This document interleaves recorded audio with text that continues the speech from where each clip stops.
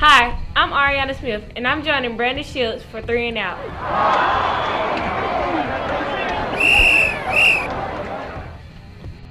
Our first matchup is Dyersburg at Liberty. Yeah, Ariana, this is a really great matchup. I covered it last year in Dyersburg. It was one of the best games that I've seen, not just last year, but ever in like 14, 15 years of covering high school football.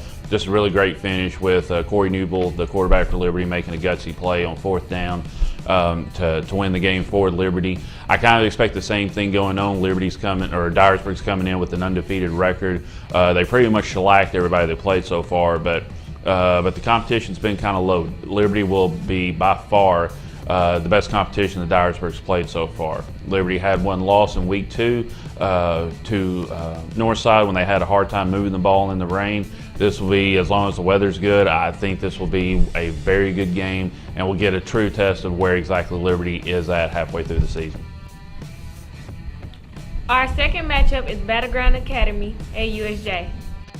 Yeah, this matchup, I think it's the only non-region game in rural West Tennessee this week, as USJ hosts kind of a familiar foe from Middle Tennessee, Battleground Academy. They're both in region or in Division II, Single A, in the private school leagues essentially. And USJ didn't fare too well in this game last year when they traveled to Franklin for this in this matchup.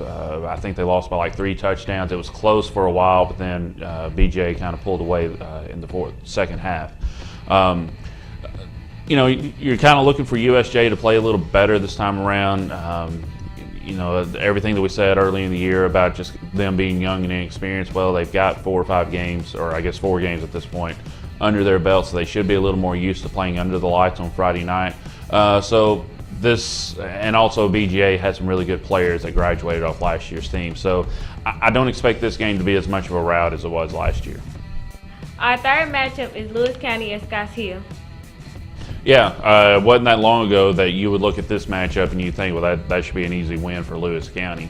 But Scotch Hill has really just kind of improved by leaps and bounds over the last 3 years since Michael Strauss became the head coach. And with Scotch Hill having the 3-1 record, Lewis County coming in with a 4-0.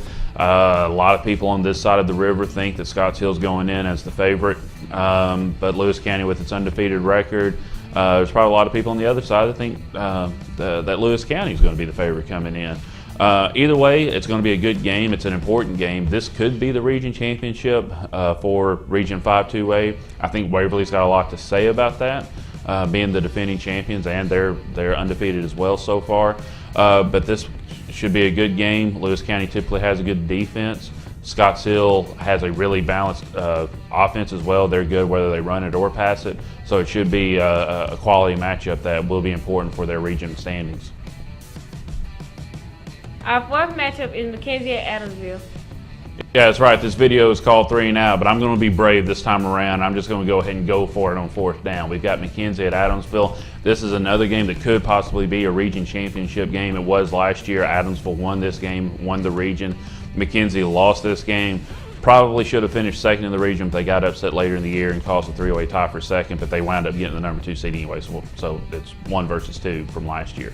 McKenzie's number 9 ranked in the state in Class 2A. Adamsville moved up to number 1, so this is a big matchup statewide as well.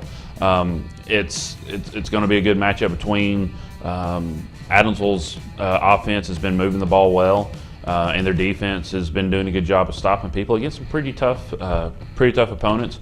McKenzie's the same way. They've both beaten teams from bigger schools as well. So, I mean, both of these teams have good resumes coming in. Just McKenzie got a little bit of a loss last week.